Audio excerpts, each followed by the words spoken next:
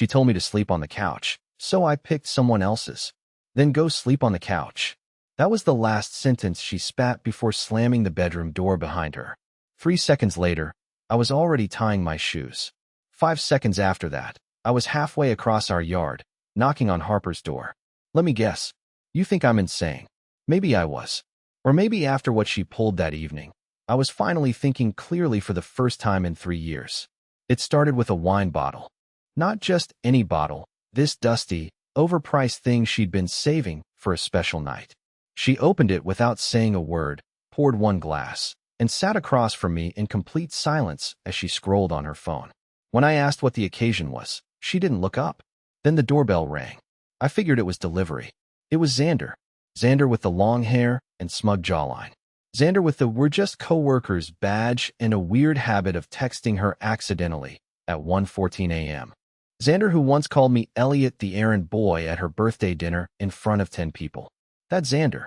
She didn't even look guilty when he stepped inside. Didn't explain, didn't introduce him, didn't offer me a chance to ask questions. Just said, "We're going over client decks." Client decks. At 8:30 p.m. on a Friday, with scented candles lit. I sat on the edge of the couch like a ghost in my own home, listening to them laugh over shared slideshows while I stared at the microwave clock ticking toward nothing. After an hour of swallowing my dignity, I said I was going to bed. That's when she followed me down the hall, stood in the doorway like some disappointed judge, and said it. Then go sleep on the couch. I didn't argue, didn't yell. I just smiled and walked out the front door. When Harper opened up, she had a paintbrush in her hand and flecks of pale green on her cheek.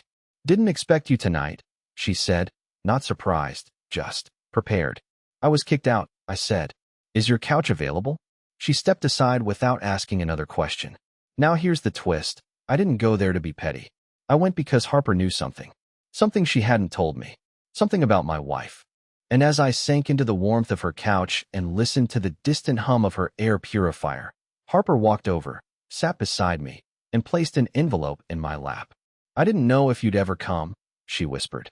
"But I can't hold this anymore." Inside was a photo. My wife. And Xander. Not at work. Not at a conference. But somewhere coastal. Somewhere private. And she wasn't wearing her wedding ring. For a while, I just stared at the photo. Not moving. Not speaking. Not breathing, if I'm honest. I thought maybe Harper was playing some elaborate joke. That maybe this was photoshopped, or from years ago, or from some company offsite she forgot to mention. But then I saw the date printed faintly at the bottom. Last month. 3 weeks ago, to be exact. The same weekend Marnie said she was going to a women's networking retreat at a spa in Oregon. The same weekend she came back tired and distant and wearing a new necklace she claimed was a speaker gift. I remember she didn't even unpack in front of me. Just tossed her suitcase in the laundry room and said she'd deal with it later. She never did. In the photo, she's standing barefoot on a balcony overlooking the ocean, wearing that same necklace. Xander's behind her, shirtless, his hand flat against her lower back. And here's the part that shattered something permanent in me. She wasn't just smiling. She looked light, like a version of herself I hadn't seen in years. The version I used to wake up next to before the tension and passive-aggressive sighs settled into our marriage like mold under wallpaper. Harper didn't say anything while I stared. She just let the silence do its work, which was somehow more painful than any speech. Finally, I found the voice to ask, "Where did you get this?" She hesitated. "A friend of mine owns the place next to that villa. It's in Big Sur." She was down there for the weekend and recognized Marnie. Took the photo from her porch, thinking it might be important. Important. That word rang in my ears like a church bell, because nothing about my life felt important to Marnie anymore. Not my work, not my efforts to connect, not the way I'd been holding everything together like duct tape on a sinking boat. She had built an entire emotional escape hatch and filled it with the man she used to call harmless. I looked around Harper's living room, warm, cluttered, full of character. Books on the floor, a chipped mug on the table, a tiny cactus with a name tag that said Stan. It felt like a different planet compared to the cold, curated museum of my marriage. "Why didn't you show me this earlier?" I asked. She finally sat down beside me, the couch dipping slightly beneath us. "Because I thought you already knew," she said. Or maybe didn't want to know. That hit hard. And she wasn't wrong. There had been signs. Too many. The sudden gym membership. The second phone she said was just for work. The way she started locking her laptop screen, even when she stepped away for 10 seconds. I had noticed all of it. I just chose not to connect the dots. Or maybe I hoped the picture would look different if I waited long enough. I'm sorry, Harper added softly. But you deserve to see the truth. You've been walking around like you're the problem. Like if you just tried harder, she'd come back.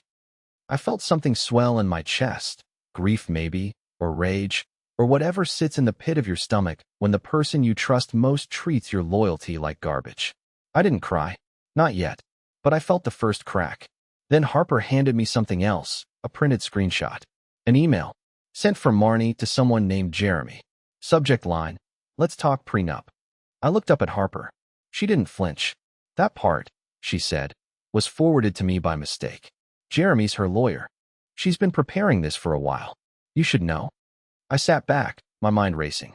Not only was she cheating, she was planning to leave me quietly, without a fight, probably after draining our joint account and selling the car we bought together.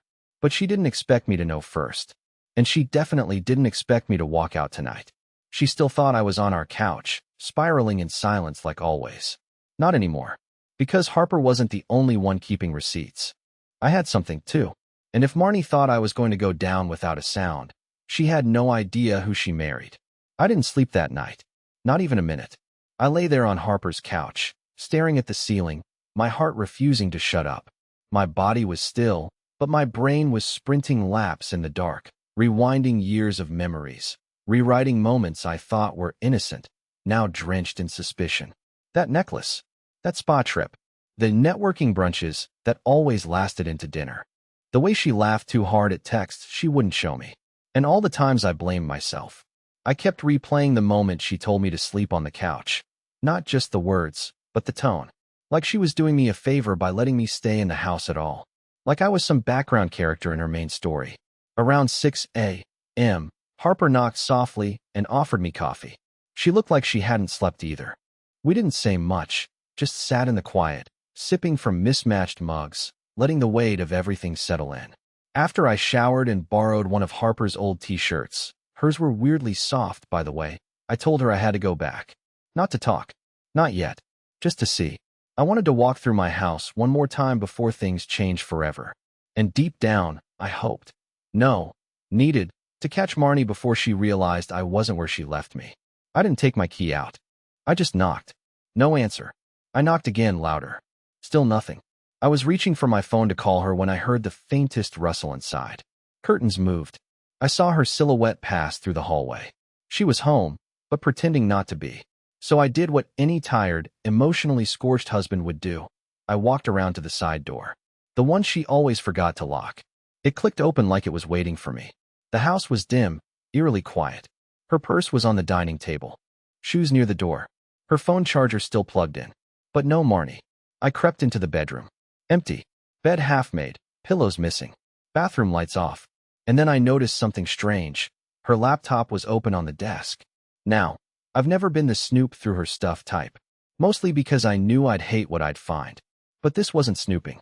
This was survival. I needed answers. The screen was dimmed, but not locked. Just waiting. A single email was still open, a draft. No recipient. No subject line. Just a few lines of text. He's finally breaking. I think I can push the divorce through before he figures anything out. If not, we may need to use the leverage you mentioned. Leverage? My hands went cold. I tapped into the sent folder. Empty. Then the documents folder. That's when I saw it. A folder named Restructure Plan. Inside were PDFs, financial statements, edited property evaluations, and a spreadsheet outlining a timeline. But it wasn't our timeline. It was hers. It detailed what she would get when she'd move out, how much she expected in spousal support. There was even a note that read, "Do not file until post-refi approval. Must keep him calm until July 15th. Today was July 11th. For days. For days until she gutted our life and walked away richer. I copied everything onto a flash drive from my car. Then I did something I didn't think I had the courage to do. I walked back to the dining table and wrote a note. Just a single line. You told me to sleep on the couch. You forgot to say whose.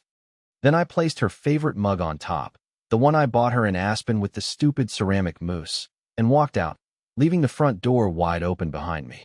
She wanted quiet compliance? Now she'd get loud consequences. Because if she thought she was the only one who had leverage, she clearly hadn't checked my hard drive lately. And Marnie? She had no clue what I had saved from last year's tax season, or what I was about to do with it. I didn't go back to Harper's place. Not right away. Instead, I drove. No destination. Just me, the flash drive in the glove box, and a playlist I didn't remember making.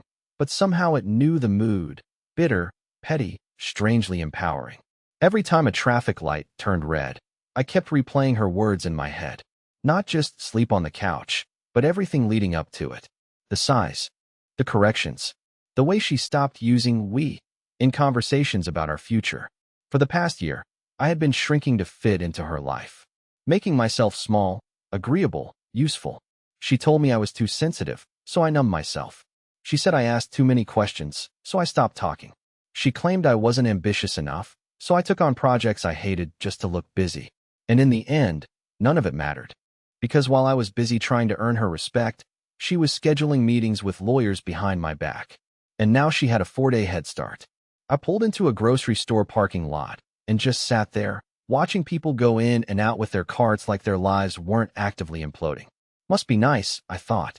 Then I remembered the flash drive in the glove box.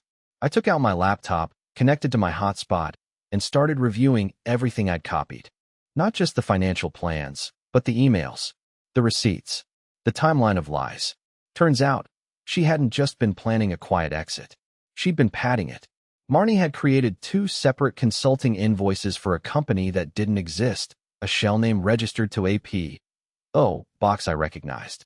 My P.O. box, the one I opened for freelance business mail years ago and forgot about. She'd linked my name to fake consulting charges and buried it in the quarterly tax summary like she was testing if I'd notice. It was fraud. Nothing flashy. Just quiet, amateurish, paper-deep fraud, probably coached by someone like Xander, who believed confidence was better than legality. If she went through with her plan, I wouldn't just lose the house. I'd owe money on paper for services I never rendered. Services I never even knew existed. She wasn't just leaving me. She was setting me up. My hands started shaking, but I didn't panic. For the first time in months, maybe years, I felt something different. Not fear. Not sadness. Focus. Because while Marnie was busy playing chess in stilettos, she forgot one thing. I built the damn board. I'm not just some awkward guy who forgot our anniversary once. I'm the one who built her business's original CRM, set up her cloud sync, and paid the bill on her password manager account. And I never revoked admin access. Not once. By noon, I had a backup of her entire digital ecosystem. Not to blackmail her. I'm not that guy, but to protect myself. To prepare. If she was going to drag me through a swamp of legal deception and gaslight me while doing it, then fine. But I wasn't going to walk in barefoot and blindfolded. And then, almost poetically, her name flashed on my phone. Marnie, mobile. Calling. I stared at the screen like it was radioactive. Second ring. Third. I answered on the fourth. Didn't say anything. She spoke first. Where are you? Her voice wasn't angry. It wasn't even stern. It was tight. Nervous. She knew I'd been in the house. She knew the laptop had been open. And suddenly, for the first time since this entire unraveling began, she was the one doing the guessing. Eliot, she said again. Can we talk? I still didn't answer. Please, she added. Just come home. We can talk about whatever you saw. She sounded scared. Good. I smiled, even though no one could see it, and said, You told me to sleep on the couch, Marnie. I'm just following orders. Then I hung up. I didn't go back home. Not yet. I had one more stop to make, the office of someone I hadn't seen in a long time. My old friend Vincent, who just happened to be a forensic accountant, and someone who really didn't like Marnie. Vincent looked like time had chewed him up and spit him back out with a better haircut. He'd always been sharp. Back in college, we used to call him the quiet guillotine. He was the guy who spoke last, but said the most, the guy professors secretly feared because he'd find logic holes in their own lecture slides. While most of us were chasing job titles and startup buzzwords, Vincent went down the rabbit hole of digital forensics and corporate compliance. He now worked in a gray little office above a dry cleaner, next to a psychic studio and a pawn shop. The kind of place no one looked twice at, which, in his line of work, was perfect. You look like you just walked out of a marriage and into a trap, he said, leaning back in his chair, coffee in one hand, his sleeves rolled up. Which one came first? I placed the flash drive on his desk without a word. Vincent raised an eyebrow, then plugged it into his laptop. The screen lit up with Marnie's neat little folders and spreadsheets and innocuous file names. Client details 2025, consulting breakdown Q2, invoices and revised. He scrolled. He didn't ask questions. He didn't need to. After 20 minutes, he pushed his chair back slowly and let out a low whistle. You know what this is? I didn't answer. It's a fail. It's lazy. This isn't even smart embezzlement. This is what happens when someone watches two legal dramas and decides they're the villain. These documents contradict each other in 6 places. She reused the same invoice template 3 times and forgot to change the metadata. This one here? He clicked into a PDF. It has your name digitally signed, twice, on different dates. She's setting me up? I asked, already knowing the answer. She's trying. Sloppily. Which tells me she didn't expect you to ever push back. She expected you to cry on a friend's couch for 6 weeks while she cleaned out the joint account and smiled her way through the settlement hearing. I felt the rage tighten in my chest, but I kept it in check. There was something colder brewing now. Not grief, not sadness, not even anger. Precision. I didn't want revenge just to feel better. I wanted to be methodical. I wanted to dismantle whatever fantasy world she'd built, brick by brick, until she had to admit, not just to me, but to herself, that she underestimated the wrong man. Vincent leaned forward, tinting his fingers. Look, I can put together a report. Something you can drop in front of a lawyer. It won't win the case by itself, but it'll stop her from running the show. You'll walk in with evidence. She'll walk in with vibes. He paused, then asked carefully, You sure you want to go this route? I didn't answer right away. Instead, I thought about everything I'd given up for her over the years. The vacations I canceled. The promotions I didn't take. The way I let her dim my personality down to something quiet and useful. Also, she could feel like she was building an empire on stable ground, when really, she'd been digging a grave for our marriage behind my back. I want to go further, I said. I want her to know I saw through all of it. I want her to feel what I felt. The weight of something falling apart while you pretend it's still fine. Vincent didn't smile. He just nodded once and said, Then we start tonight. Back at Harper's, things felt different. Not awkward, but aware. She didn't ask where I'd been. She didn't press me for details. She just made dinner, grilled cheese and soup, like we were 10 years old and hiding from a thunderstorm. I sat at the kitchen counter and watched her move like a person who had peace, not perfection. The kind of peace I hadn't felt in my own house in years. Halfway through dinner, I finally asked, Why did you keep that envelope? Why not just delete the photo? Harper didn't look up right away. She finished chewing, sipped her water, then said, Because I didn't want to believe she could do that to you. And I also didn't want to be the one to break you. That word again. Break. Everyone thought I was going to break. My wife thought I'd break quietly. Her fake invoices assumed I'd never push back. Even Harper, kind as she was, braced herself for me to collapse under the weight of betrayal. But maybe the real twist wasn't that Marnie cheated. It's that I didn't fold. I was building something now. Something smarter. Quieter. And Marnie? She had no idea that her next steps were already being traced, audited, and prepared for exposure. 2 days after Vincent began his audit, Marnie called again. I didn't answer. She texted. Still nothing. Then came the email, short, sterile, full of meaningless civility. Eliot, let's please talk in person. No accusations, no hostility. Just clarity. You're still my husband. Let's not make this messier than it needs to be. Clarity. What a word. Like she'd somehow earned the moral high ground by acknowledging the chaos she started. It read like something written by someone who got caught too soon, trying to pull the parachute before the impact. But I was done playing by her schedule. She had the entire stage for months. My silence was no longer compliance. It was a countdown. Vincent delivered the file to me on a Sunday morning. 84 pages of annotated documents, metadata evidence, date conflicts, email headers, dummy invoice breakdowns, and a forensic trail that showed one undeniable fact.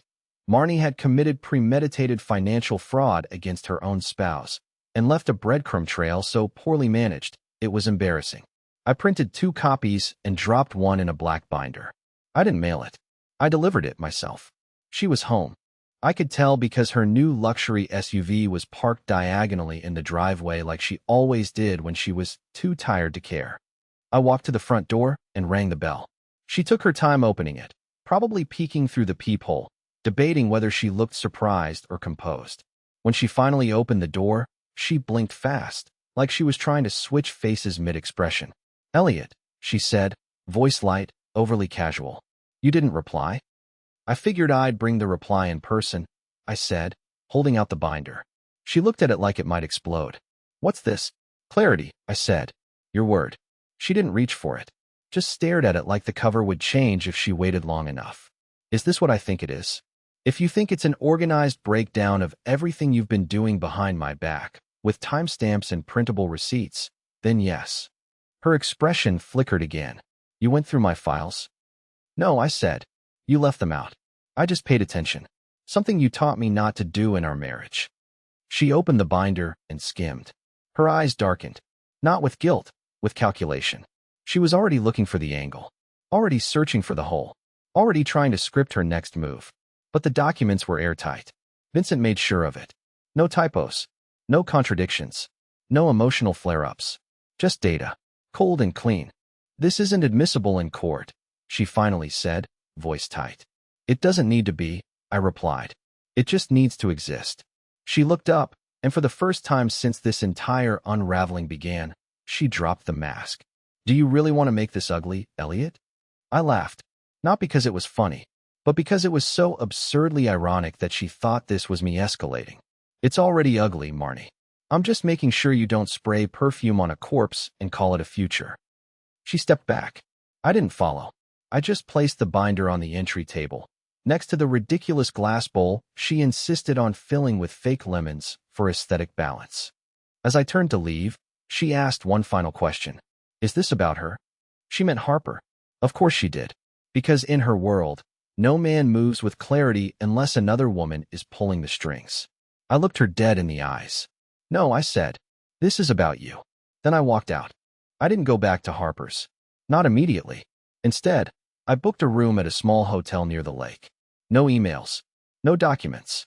Just me, a notepad, and silence. I needed a day to breathe. To think. To feel something other than betrayal management. That night, I stood on the balcony, staring out over the water. And I realized something terrifying. She still hadn't called. No texts. No threats. No pleading. Which meant Marnie had just moved to phase 2 of her strategy. The part where she stops playing defense and goes nuclear. She wasn't going to wait for court. She was going to try to ruin me first.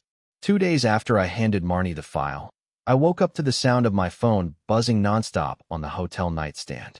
38 notifications. 11 missed calls. All from unfamiliar numbers, blocked IDs, or mutual acquaintances I hadn't spoken to in months. For a second, I thought someone had died. In a way, someone had. Marnie had launched a preemptive strike. I didn't have to scroll far to see what happened. A long, emotionally manipulative post was pinned to her professional Facebook account, the one she used to curate her image as a polished, ambitious, philanthropic real estate executive. There, in between photos of company galas and her Women in Power brunches, sat a black and white selfie of her looking somber, chin resting gently on her fist like she was waiting for a sympathy bouquet. The caption was a novella. I never thought I'd be in this position. But after so many years of quiet suffering, emotional neglect, and walking on eggshells, I finally decided to put myself first. I won't be silenced anymore. To the women who feel trapped in a marriage with someone who makes them feel invisible, I see you. And I'm standing up for us. There were more lines about my controlling behavior, my emotional withdrawal, and even a few vague references to verbal volatility, carefully worded to imply abuse without actually naming it. No names were mentioned, but everyone knew. People from her office began resharing it within an hour. Her assistant commented, "So proud of you for speaking your truth." Someone else added, "You've always been the strongest woman I know." She didn't just go public. She played the victim. And in that moment, I realized what she was doing. If the fraud came out in court, she wanted a narrative already spinning, one where I looked bitter and retaliatory, not betrayed and cornered. She wasn't trying to win in private anymore. She was trying to make me radioactive in public. She wanted to poison the well before I ever had a chance to speak. But here's the thing about me. I'm not loud. I don't post much. I don't perform. But I do document everything. I didn't reply to her post. I didn't argue with her online. I didn't send angry texts or publish any truth bombs on social media. That's exactly what she wanted, for me to panic, lash out, and confirm the version of me she painted. Instead, I made a new folder. I called it Spotlight. Inside, I compiled quiet details. Voice notes she forgot were saved in shared storage. Screenshots from cloud-stored messages where she vented to Xander about having to act like the sad wife for sympathy. Time-stamped entries from our shared budgeting app showing the money she pulled out in secret right before announcing she needed space. And one key piece, a draft version of the very Facebook post she published, emailed to her assistant 3 days before she even told me she wanted to separate. This wasn't reaction. This was preparation. That night, Vincent helped me clean it all up. We made a simple packet, no rants, no passive-aggressive quotes, no dramatic photos. Just timelines, context, verifiable files. And we didn't post it. We sent it directly to her company's legal department. Because that beautiful, empowering Facebook post, she posted it from her company laptop on her company Wi-Fi during company hours. And it contained allegations that, if untrue, could expose her employer to legal liability, especially if she was using her executive position to boost her credibility. We didn't ask them to take a side. We just let the evidence speak louder than her caption. By the next morning, she had taken the post down. But the damage had already started to turn in both directions. Harper texted me that afternoon. Have you seen LinkedIn? Check the comments on her new post. Marnie had tried to pivot again. Now it was a photo of a sunset and a quote about letting go with grace. But people weren't buying it anymore. Someone had commented, "This aged poorly. I hope the truth comes out." Another wrote, "Hard to preach integrity when receipts exist." And that's when she finally messaged me. No emotion, no punctuation, just 5 words. "What do you want, Eliot?" I stared at that sentence for a long time. Because that was the moment I knew. She finally understood. This wasn't about revenge. This was about correction. And she was finally out of shortcuts. I didn't answer her right away. Her message sat there in my inbox like a question she never thought she'd have to ask. "What do you want, Eliot?" It almost made me laugh. Not because it was funny, but because it was so backwards. As if this entire mess boiled down to some petty demand I'd been waiting to cash in. Like I was holding her scandal hostage for a ransom. As if she still thought this was about a couch, or a Facebook post, or even Xander. It wasn't. It was about peace. Mine. Something I hadn't had in a very long time. That evening, I drove back to the house. Not because I missed it. Not because I wanted to see her. But because I needed to close the door on my own terms. She wasn't home. Her car was gone, but the lights were on, which somehow felt like a metaphor for our entire marriage. Something burning electricity, but offering no warmth. I walked through the room slowly, past the fake lemon centerpiece, past the monogram towels I was never allowed to actually use, past the bookshelf I built with my own hands, only to watch her slowly replace my favorite novels with expensive coffee table books she never read. In the corner of the living room, folded neatly, was a blanket. On the couch, it looked deliberate, staged, like she was trying to erase the night she banished me to it, or worse, reframe it. As if the couch was always meant for reflection, not rejection. I didn't sit down. Instead, I grabbed the last box of my things from the hallway closet, the one with my old notebooks, a few photos she never liked me keeping, and a ceramic mug I'd bought from a street vendor on our honeymoon. I carried the box outside and didn't look back. Not because I was angry, but because there was nothing left to see. 2 weeks later, the separation paperwork was finalized, peacefully, and to my surprise, willingly. No drawn-out court battles. No smear campaigns. No sabotage. Vincent's documentation was precise enough to warn her off any legal tricks. And her employer? Let's just say, they strongly encouraged her to take an indefinite, personal sabbatical. She didn't apologize. But she didn't escalate. And for once, that was enough. I moved into a small place near the lake. It's quiet, nothing fancy. Just enough space for me and my mess. I started freelancing again, but this time on my own terms. No fake clients. No pressure to impress someone waiting to find fault. And Harper? Yeah, we talk. Not every day. Not with any romantic script attached. Just, honestly. Sometimes over coffee, sometimes while walking around the neighborhood, sometimes not at all. And weirdly, those silences with her feel more comfortable than all the words I used to waste trying to fix a marriage that had stopped breathing years ago. A month ago, Harper left a banana bread on my porch. No note. No explanation. Just warm, soft, familiar. I left her a thank you card the next day. No flirting. No expectations. Just gratitude. Because the couch, the one Marnie told me to sleep on, it was never the problem. The problem was how long I kept trying to earn space in a house that had stopped seeing me as a person. Now, I sleep wherever I want. Usually in my own bed. Sometimes on the balcony, when the breeze is just right. Once, on a picnic blanket by the water. And I've never slept better. So, to answer her question, what do you want, Eliot? I don't want anything. I already have what I was missing. Me.